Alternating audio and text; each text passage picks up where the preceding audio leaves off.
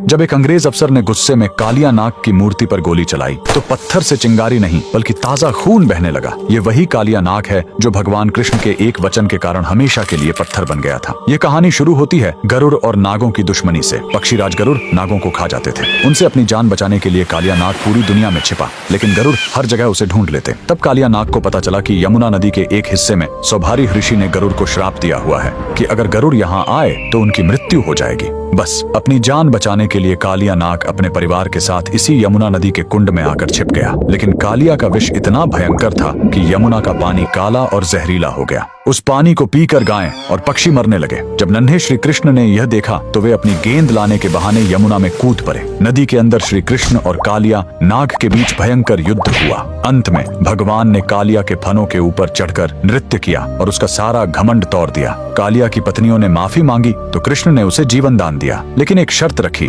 तुम्हें अभी इसी वक्त यमुना छोड़कर वापस समुद्र में जाना होगा। जाते समय भगवान ने उसे एक चेतावनी दी, जाते समय पीछे मुड़कर मत देखना, वरना जहाँ देखोगे वहीं पत्थर के हो जाओगे। कालिया नाग अपने परिवार के साथ निकल पड़ा, लेकिन जैसे ही वह ब्रज की सीमा पर स्थित जैत गांव के पास पहुंचा, उसके मन में एक बार फिर वृंदावन को देखने का मोह जाग उठा। उसने सोचा एक आखिरी बार देख लूं, और जैसे ही उसने पीछे मुड़कर देखा, श्री कृष्ण के वचन अनुसार वह तुरंत वहीं पत्थर की मूर्ति में बदल गया। कहा जाता है कि उसकी पूंछ आज भी जैत गांव के जमीन के नीचे से लेकर वृंदावन तक फैली हुई है। सदियों बाद जब भारत में अंग्रेजों का राज्य आया तो उन्हें इस कहानी पर विश्वास नहीं हुआ। सच्चाई जानने के लिए एक अंग्रेज अफसर ने मूर्ति के आसपास खुदाई शुरू करवाई, लेकिन खुदाई का कोई अंत ही नहीं मिल रहा था। झल्लाहट और गुस्से में आकर उस अफसर ने अपनी बंदूक निकाली और कालिया नाग की पत्थर की मूर्ति पर गोली चला दी। तभी पत्थर के उस घाव से खून की धारा फूट पड़ी। ये चमत्कार देखकर अंग्रेजों की रूह कांप गई और वे वहां से दुम दबाकर भाग खड़े हुए। आज भी जैत गांव में वह मूर्ति मौजूद है। कमेंट्स में जय श्री कृष्णा जरूर लिखें।